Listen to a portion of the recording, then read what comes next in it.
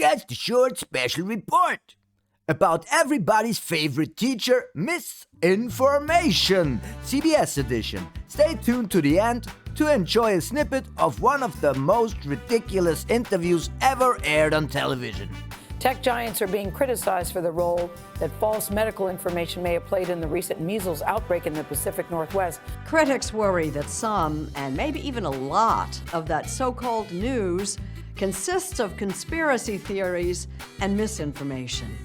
Nick, I'm going to go to you first here because this reminds me of the conversation we've had about political misinformation. It seems like things that have feeling spread a lot more quickly than things that are filled with a lot of facts. That is the core of this problem. Social networks are based on emotion, so content that makes us feel emotional, whether it's fear, whether it's uncertainty.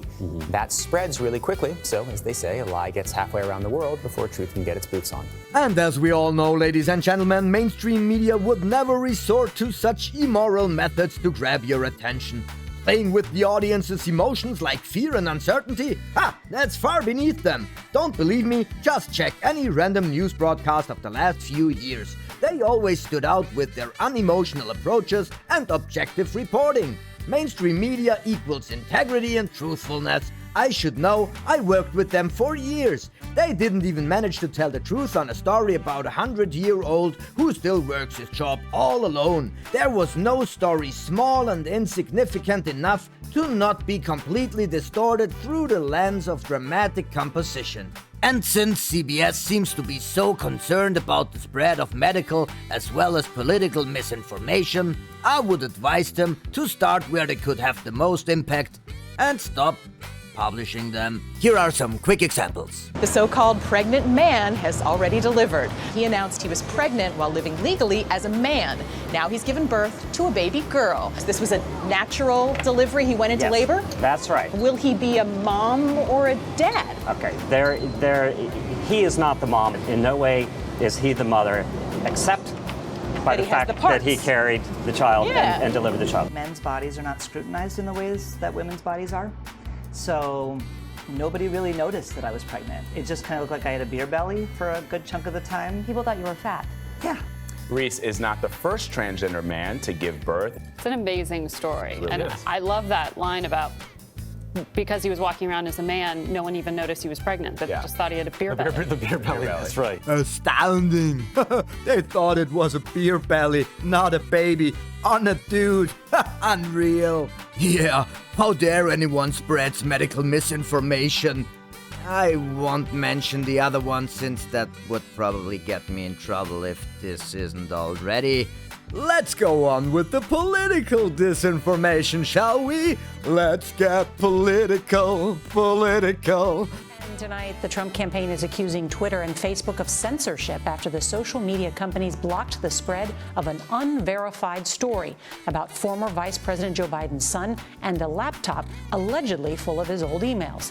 Experts say it has all the hallmarks of information laundering. This looks like your classic disinformation campaign. Eric O'Neill is a former FBI operative. Steal the information with a cyber attack, get the emails from Hunter Biden's account, and then put them on these laptops that are left at a repair store, and that's how the information is now laundered into the public. Who do you think is behind this?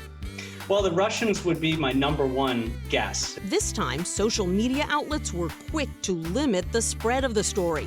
Twitter briefly suspending the accounts of the Trump campaign and White House press secretary after they tried to share it. The goal of these incidents appears to be the same, to cast a cloud over the frontrunner in the closing weeks of the campaign using a drip, drip, drip of emails that create the air of scandal, even though Republican-led congressional investigations have never uncovered any evidence of wrongdoing by Vice President Biden. And even though the next one isn't really misinformation, it's actually no information at all, but they aired the interview anyhow, so it's quite hilarious.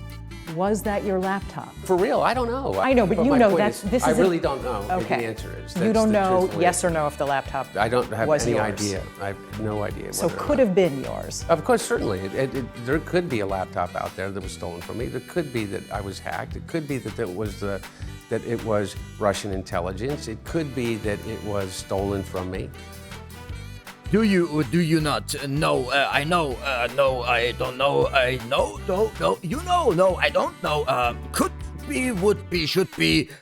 I don't know. Laptop? What? Yeah, so many laptops on that planet. I have no clue. I gotta get out of here. Maybe I was high. Maybe. What are we talking about?